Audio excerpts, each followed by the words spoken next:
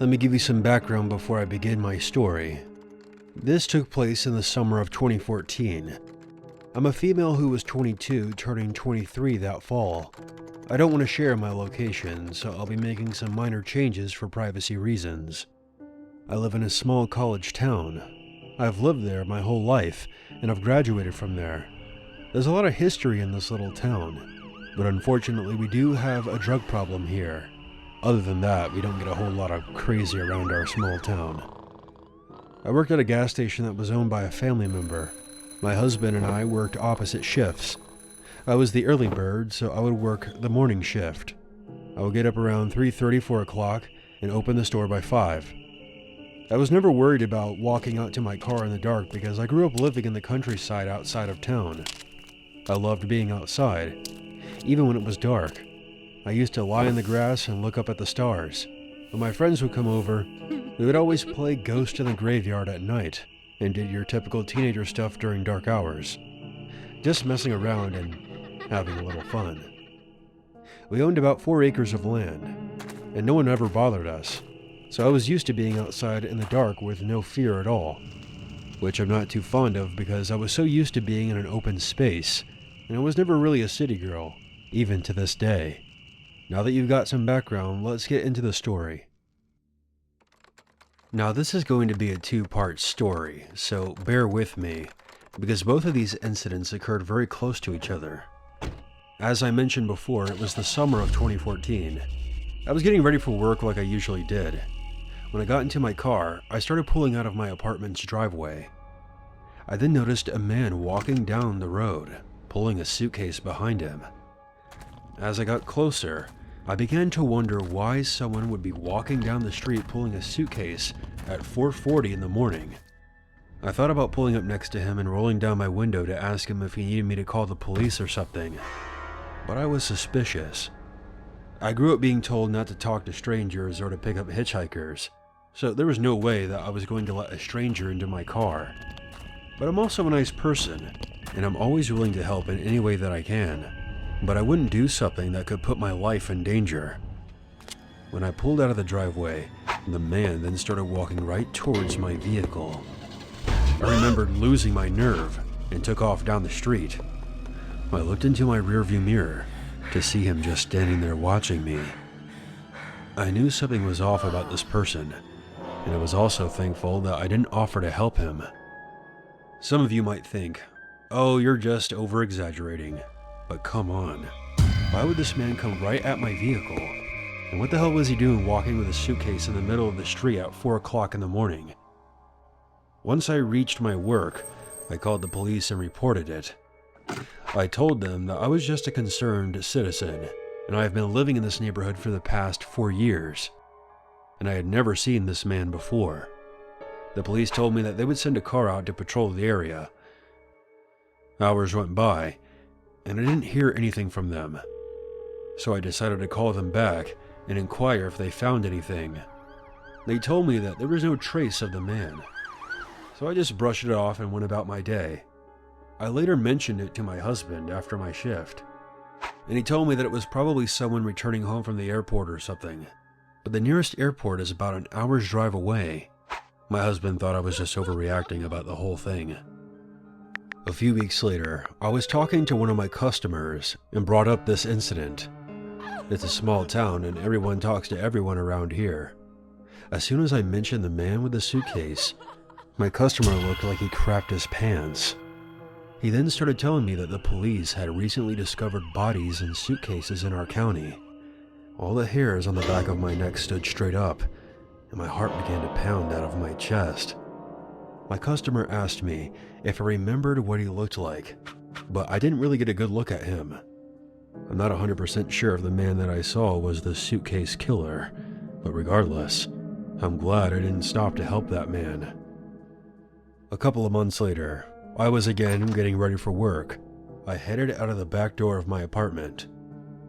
My husband and I lived at the end of the hallway, so I figured I would just park my car close to the back door because I thought it would be easier than going all the way down the hallway. Plus, a lot of the front parking spots are always taken.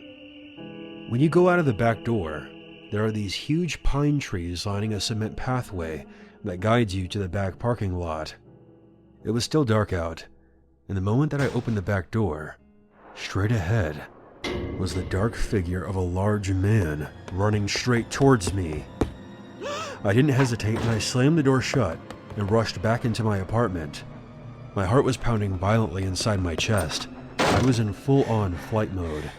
I had never run so fast in my life.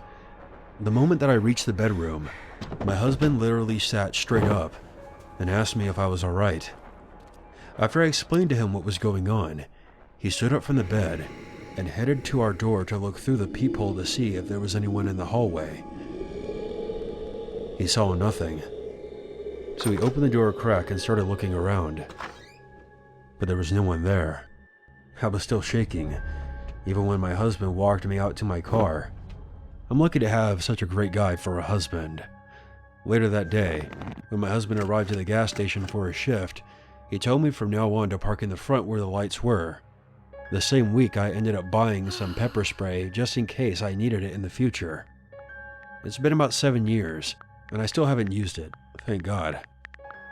But I want to warn you all, even though you feel like you're safe in your own neighborhood, you still have to take precautions. Make sure that you park in well-lit areas if you're going to work very early like me. Always have a can of pepper spray or some sort of protection. You need to be aware of your surroundings, because you never know if there's someone hiding in the shadows, waiting for you to let your guard down. There are a lot of freaks roaming the streets, and you have to be careful out there, and if something doesn't feel right, follow your gut.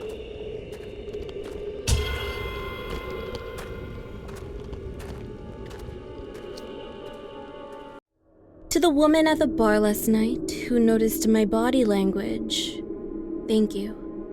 You couldn't have known the specifics. Maybe the guy that was being aggressive with me was my boyfriend, and we were just having a fight. Maybe you were afraid to get involved in a stranger's business, but you saw my nervous, intimidated body language, and you acted.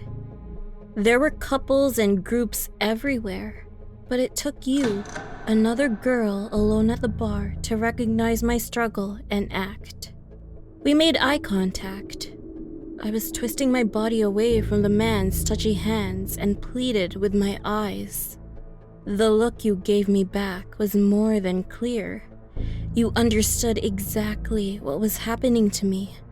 You'd probably been through it yourself. I can see you coming over and calling me by a generic term instead of a random name. "Hey girl, it's been such a long time," you said, extending your arms and a lifeline. You wrapped your arms around me. It was a different sort of stranger's touch from the man's hand on my knee. I squealed like we were long-lost best friends, and I asked you what you were doing here. I remember the dull ache in my stomach when I heard you say that you were celebrating getting your master's in marine biology. Once upon a time, long before Rob and I ran these schemes in dirty bars, I had been a little girl that wanted to be a marine biologist. Oh well, that was literally a lifetime ago. Oh my god! Congrats, girl! I yelled at you violently and asked if you wanted to dance. Of course! You replied, returning my vigor like I had loaned it to you. While we were heading out to the dance floor, I thought long and hard about giving Rob a signal. Your interest in marine biology made me feel guilty for a moment, but I ultimately took it as a sign that you were just my type, that you would taste wonderful. Only God knows how hungry I was. So we started dancing, leaving behind Rob at the table. He hunkered off, pretending to be dejected. Nobody noticed him pass by where you had been sitting before, and nobody noticed him pour a small vial of liquid into your drink.